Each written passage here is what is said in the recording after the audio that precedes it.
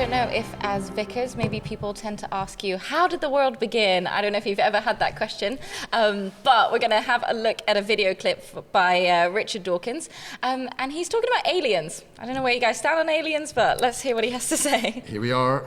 Well, then who did create the heavens and the earth? Why do you use the word who? You see, you immediately beg the question by using the word who. Well, then how did it get created? Well, by a very slow process. Well, how did it start? Nobody knows how it started. We know the kind of event that it must have been. We know the sort of event that must have happened for the origin of life. And what was that? It was the origin of the first self-replicating molecule. Right, and how did that happen?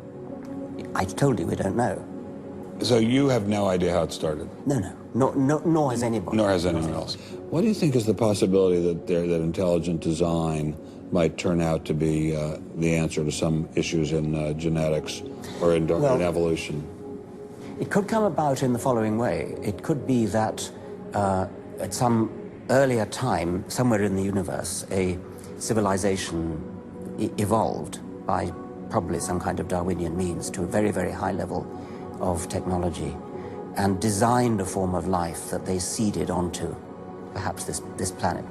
Now, that is a possibility and an intriguing possibility. And I suppose it's possible that you might find evidence for that if you look at the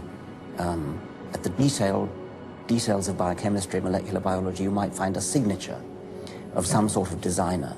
It's amazing, isn't it? So this is quite an old video. This is 15 years ago, but he has said similar things more recently. Fascinating, isn't it? Atheism for a long time came across as being a serious intellectual force, committed to rationalism, empiricism, all that sort of stuff. It seems very much now that it's really scraping the bottom of the barrel, Rob, doesn't it? It's like little red men from Mars. Is that basically what's being said? It's so interesting that the idea is like, no one has any ideas of where it comes from. Like, no, loads of people have ideas of where it came from. And it's like, well, how do we test those ideas? And he's offering one there, like, some other society must have created us.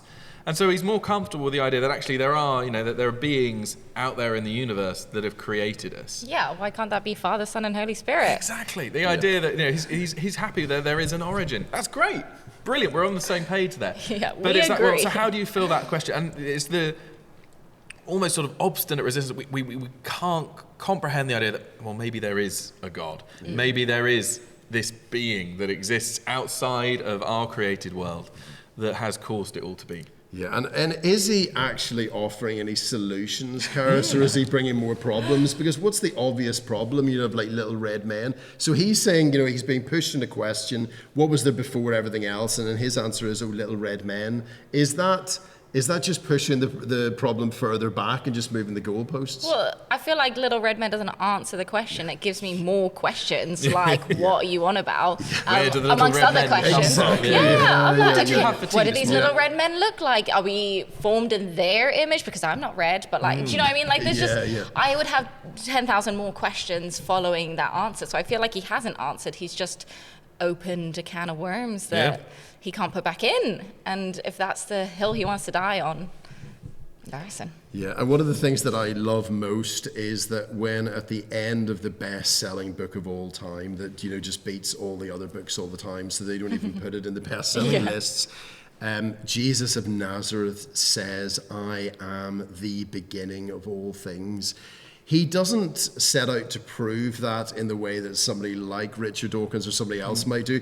In, like, say, a classroom or in a lecture theatre with all these complicated algorithms, sort of equations and all that sort of stuff. Because I don't know if you're the same, Rob. Like, I don't think I've ever really met anybody who could give me a full and proper account of, say, like Stephen Hawking's understanding of things. I don't think I've ever met anybody who would be able to explain to me, like, just very simply, this is how Stephen Hawking's got where he got. So, in other words, it's all just taken on faith. This is what Richard Dawkins says, this is what Stephen Hawking said. Whereas the thing that I love by way of contrast is that Jesus of Nazareth, like, he doesn't bamboozle us. He doesn't say, like, let me do all these equations on a board that nobody's going to understand, but just take my word for it. He says, what I'll do is, I will prove to you that I was the beginning of all things by giving you a new beginning and allowing you to be born again. Does that prove it in a deeper and better way, Karis, than just saying, let me show you with equations that nobody understands? I mean, yeah, I would. If you could write a bunch of numbers on the board and tell me what you think it says, and I'll be like,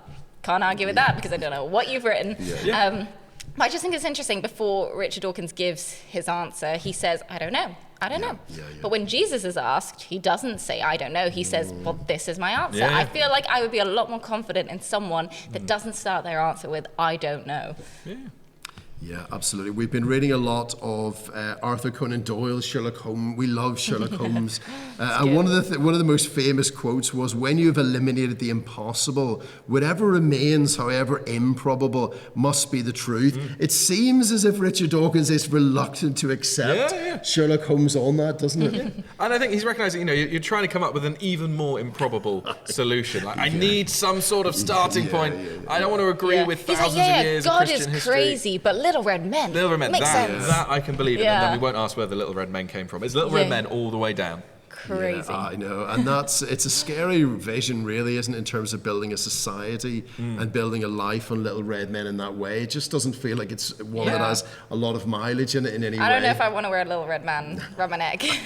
That's for me. Absolutely. And it's amazing the way in which, there's a whole host of recent writers who are all like saying the same thing. I think it was maybe Rodney Stark and then, Vishal Mangalwadi, Glenn Scrivener, Tom Holland, lots of others are saying the same thing. They're saying that every aspect of Western civilization, culture that we take for granted, the ability to speak freely, human dignity, opportunity, flourishing, medical care, education, all these things, they've all come about from the Christian church. And the Christian church's strength and center is Jesus Christ himself. What sort of culture or civilization, Karis, do you think could be built on these wild theories of Little Red Men? Oh gosh, I don't even know, because I don't even know anything about them. Like, they've never told us anything about themselves the way that Jesus has, by literally coming to this earth and being like, look, let me tell you about my Father in heaven. Let me show you how to live. Not just let me tell you how to live your life. Let me show you how to live your life. There's all of that documentation, and I don't have the highest IQ, so I can't explain all the historical stuff. But there's smarter people than me that can, and it definitely shows that there is scientific evidence that the Bible is true. That the Bible has all of that. I'm going to say carbon dating and not know what it means, but that shows that it was written at that time. The people from that time knew what they were on about, and that's the story of Jesus. But I don't see any story of Little Red Men, so I have actually no idea what society would look like. Whereas the Bible tells us what society should look like. And don't get me wrong, like, Christians get things wrong all the time. I feel like we've seen that throughout history. We're seeing it right now.